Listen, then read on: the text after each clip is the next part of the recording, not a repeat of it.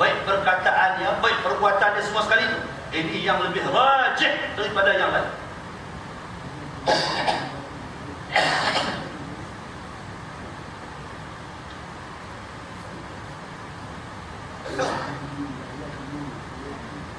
Makin hari makin teruk kita, bukan makin kuat, makin teruk, makin teruk. Nisbah akhlak makin merosot.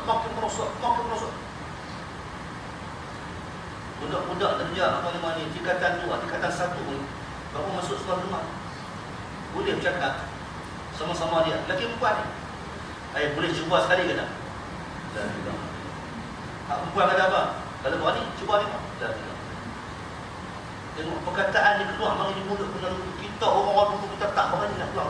Hari ni bercakap main-main. Boleh pinjam nak sekali. Istighfar. Ini akhlak anak kita. Kalau jenis sepak, jenis pelukul kepala ni biasa. Itu benda main-main ni bagi dia orang. Sepak terajang dia benda main-main.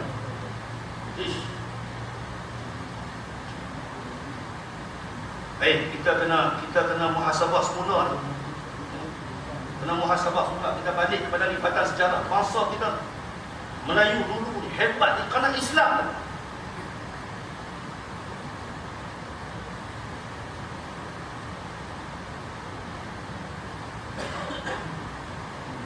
Pecah kami lama ni. Bila bang kata pecah, buat yang lain. Bila buat yang lain, ada satu tutup buku. Tutup kedai pada, masuk balik. Lepas tu bang kalau pecah, buat yang lain. Atas nama Islam tak pergi juga. Atas nama Islam tak pergi juga. Ini masalah ni. Sedangkan Quran tu nanti kita. Bila Quran tu nanti kita, bila nak ambil dia ni? Bila nak ambil dia?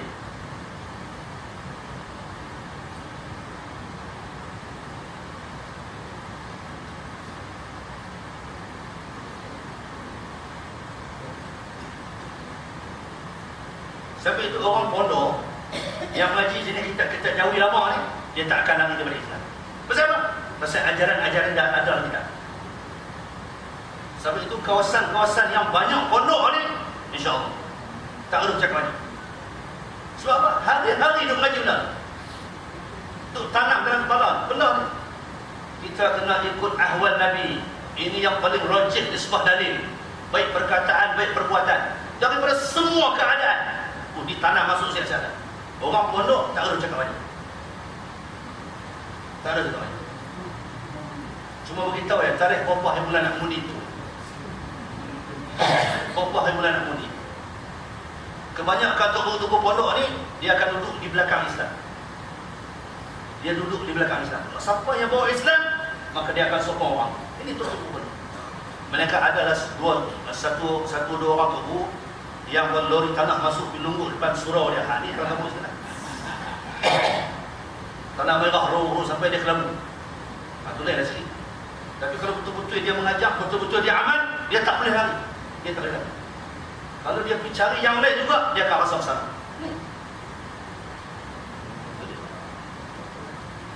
Dan betul daripada heran.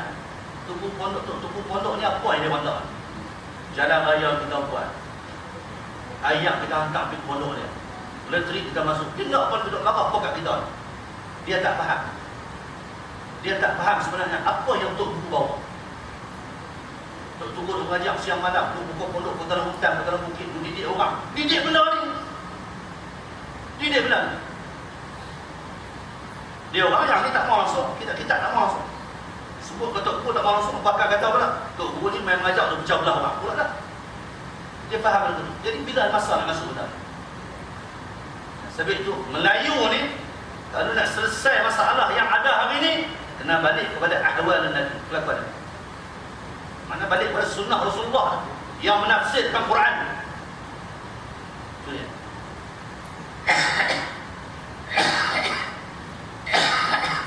Hari ni kita boleh tengok terang-terang.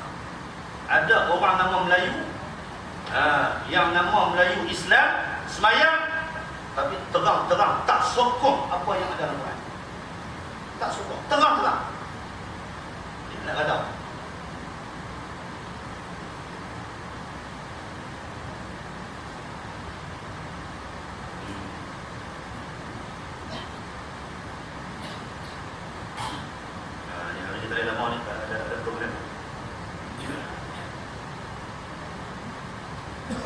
Manakala hak Nabi tak tegah hari ini, jikalau makruh tanzih sekalipun, berbuat boleh.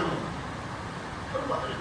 Hak Nabi larang ni tak banyak mana. Hak Tuhan larang tak banyak mana. Banyak lagi benda yang Tuhan tak larang. Dalam bab makan minum, berapa je? Arak, babi, anjing. Lepas tu ulama kira lagi, kera, lutung tak boleh makan. Benda tu. Kera, lutung tak boleh makan, padan nak pergi ambil dia bukan senang, hutan. Tak boleh sekor-sekor bukan senang. Kalau kata dia kata, ulama kata haram, padan sebab apa? Oh iya, tak pergi ambil dia. Tapi hak payah nak ambil, hak itu dia nak makan. Hak racun ada di badan binatang, hak tu dia nak makan. Ulama puasa, orang Arab kata ni racun ada ni, bahaya ni. Dia tak boleh makan. Tak apa saya nak makan. Nak makan racun.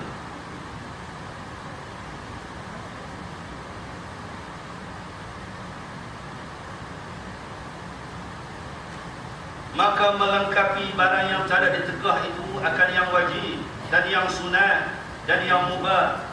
Dan iaitu yang mubah itu barang yang bersamaan dua tepi barang. Artinya perbuatan barang dan berbuat barang dan meninggal barang. Yang ini diberi pilih, nak buat tak apa, tak buat benda harus. Benda yang tak ditegah tadi, maka melengkapi barang yang tiada ditegah itu akan yang wajib. Benda wajib tak masuk benda yang tegah lah. Dan yang sunat dan yang mubah. Dan tinggalkan olehmu barang yang tiada harus bagi engkau berbuat akan dia akan barang. Dan iaitu barang yang tiada harus engkau berbuat, yang ditegah daripadanya, ditegah tadi ni daripada perkataan atau perbuatan atau i'tiqad. Benda-benda yang ditegah ni ada yang jenis perkataan, ada yang jenis perbuatan, ada yang jenis i'tiqad. Seperti ada yang diharamkan, yani barang yang diharamkan. Hak yang diharamkan janganlah kita buat. Atau yang dimakruhkan, jangan kita buat. Atau khilaful aula, kalau boleh yang ni pun jangan buat ni, menyalahi yang lebih utama.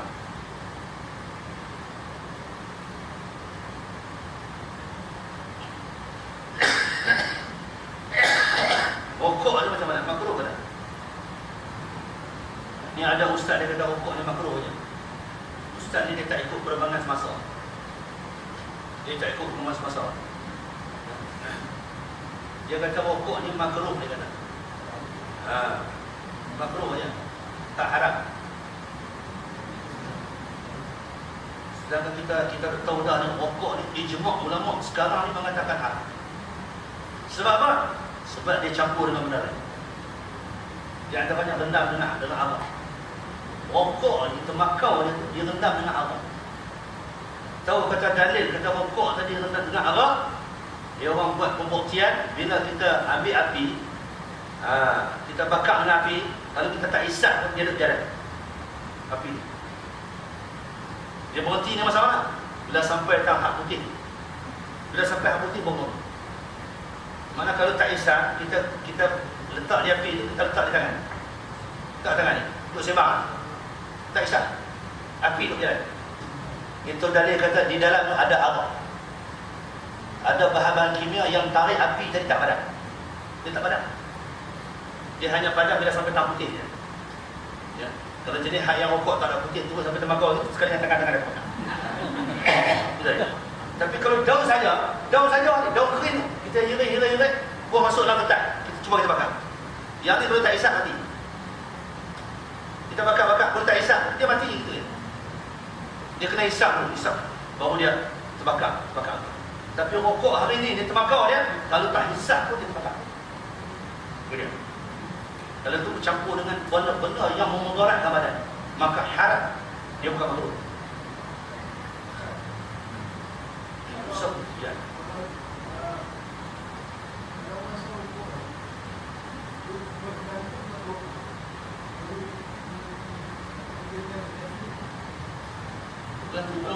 Dia ke mana? Gantung tu ke mana? Dia tak boleh hidup. Mana dia kata kalau saya ni kalau tak ada rokok berat. Mana dia bergantung je rokok semata-mata. Dia boleh jadi sihat, kepala dia boleh fikir kalau rokok ni lah. Syirik. Tapi kalau dia kata saya ni masalah pening sikit ni. Kalau tak isap pening. Isap tak pening. Jadi saya isap ni boleh sihat badan ni. Allah yang bagi sihat, tapi musabab rokok aja. Ni tak syirik. Tak syirik. Tapi haram tetap haram. Haram tetap haram. Benda yang bercampur dengan benda haram ni haram. Itu saya kata tadi, masalah azimat, tangkal itu ini. Jangan kita buat syirik terus-terus dah. Siapa saya pakai tangkal, siapa pakai azimat syirik, jangan kata gitu. Yang ini bergantung kepada i'tiqad kita. Kalau kita i'tiqad kata benda ni sebab-sebab yang beradat sahaja, yang memberi kuat, yang memberi menang Allah. Ini tak apa. Masuk dalam usaha ikhtiar. Yang tak boleh mana dia? Semata-mata azimat tu lah. Tangan saya tak putus, dia tetap oleh orang. Hak ni sini. Kita pegang semata-mata benda tu. Bukan dengan Allah dah. Itu yang tak boleh tu. Kalau kata pakai azimat syirik, pakai tangkal syirik, makan nasi pun syirik juga. Ini makan nasi. Kalau semata-mata kita kata yang mengenyangkan tu nasi, bukan Allah dah. Ini syirik. Mana orang buat syirik banyak lah makan nasi. Mana makan nasi semua syirik. Sebab dia sebuahkan yang pakai tangkal. Dah pakai tangkal, pakai azimat semua sekali itu. Kalau dia i'tiqad semata benda-benda tu yang memberi bekas. Tapi kalau yang ni asbabul adiyah, sunnatullah. Tuhan nak bagi kaya ni kena berusaha. Kena buka kedai, kena buka ladang, kena pergi kerja. Ini sebab yang beradat untuk jadi kaya. Tuhan selalunya buat orang ni kalau nak jadi kaya ni kena lagu tu. Itu tak apa. Sebab akidah kita masih berpegang dengan Allah. Punca sebenarnya Allah. Allah yang memberi bekas. Allah yang memberi kaya. Allah yang memberi sihat. Allah yang memberi sakit. Situ. Yang akidah kena kemah elok lah.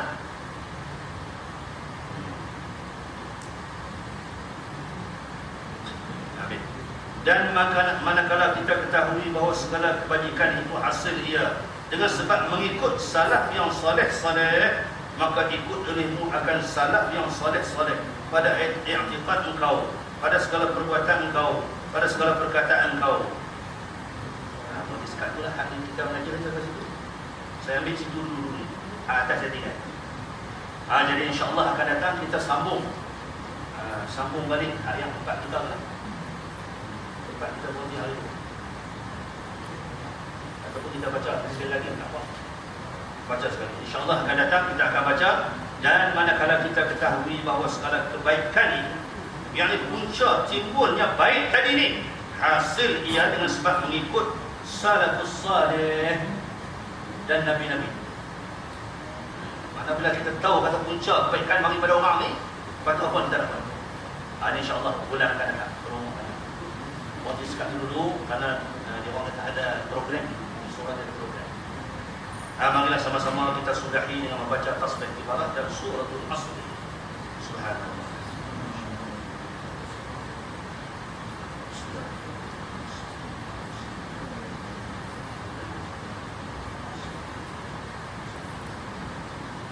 Assalamualaikum warahmatullahi taala wabarakatuh.